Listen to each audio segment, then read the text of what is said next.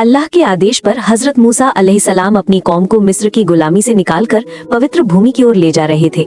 इस महान यात्रा के बीच अल्लाह ने मूसा अलैहिस्सलाम को विशेष मार्गदर्शन और हिदायत देने के लिए तूर पर्वत पर बुलाया। मूसा अलैहिस्सलाम ने अपने भाई हजरत हारून अलैहिस्सलाम को कौम की देखरेख और उनकी सही रहनुमाई की जिम्मेदारी सौंपी और कहा, जब तक मैं वापस न आऊं तुम लोगों में सुधार बनाए रखना और फसादियों के रास्ते पर ना चलना। मूसा अलैहिस्सलाम पूरे 40 दिन और 40 रातों के लिए पर्वत पर ठहर गए।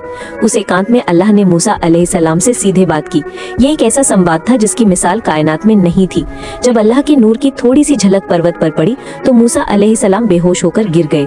होश में आने पर उन्होंने सजदा किया और अल्लाह का शुक्र अदा किया। इस दौरान अल्लाह ने उन्हें अपनी कौम के लिए एक मुकम्मल ज़ाब्ता हयात यानी जीवन संहिता प्रदान की।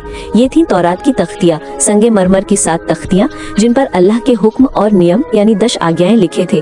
मूसा अलैहिस्सलाम ने इन तख्तियों को हाथ में लिया जो अल्लाह की अमानत थी। उनका दिल हिदायत के इस तोहफे को पाकर पुरसुकून हो गया और वो कौम के पास लौटने की तैयारी करने लगे। लेकिन जब मूसा अलैहिस्सलाम दूर थे तो बनी इसराइल के बीच सामरी नाम का एक शख्स उभर आया। सामरी ने देखा कि लोगों के पास मिस्र से लाए गए सोने के जेवर और गहने जमा हैं। सामरी ने इन जेवरों को इकट्ठा किया और उन्हें आग में पिघला दिया। उसका इरादा था कि वो कौम को अल्लाह की इबादत से भटका दे। सामरी ने पिघले हुए सोने से एक बछड़े की मूरत बनाई। वो जानता था कि मिस्र में बछड़े की पूजा होती थी, इसलिए बनी इसराइल इससे आसानी से प्रभावित हो सकते थे।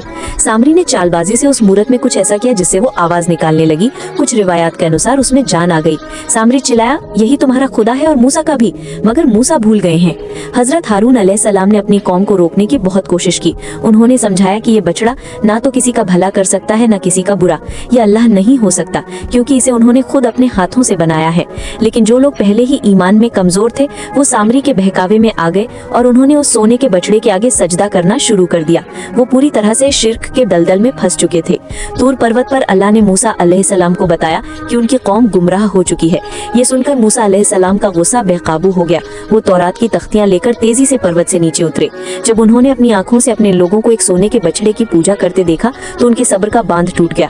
उन्हें यकीन नहीं हो रहा था कि 40 दिन पहले आजाद हुई कौम इतनी जल्दी इतनी बड़ी गलती कैसे कर सकती है। अत्यधिक क्रोध में मूसा अलैहिस्सलाम ने वे तख्तियां जमीन पर पटक दी और वो टूट गईं। फिर वो सीधे हजरत हारून अलैहिस्सलाम के पास गए।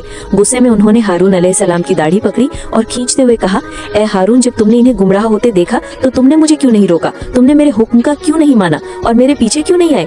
हजरत हारून ने जवाब दिया, ए मेरे माँ बाप के बेटे, मेरी दाढ़ी मत पकड़ो। मैं डरा कि कहीं तुम आकर ये ना कहो कि मैंने बनी इसराइल के बीच फूट डाल दी और मेरे हुक्म का इंतजार नहीं किया।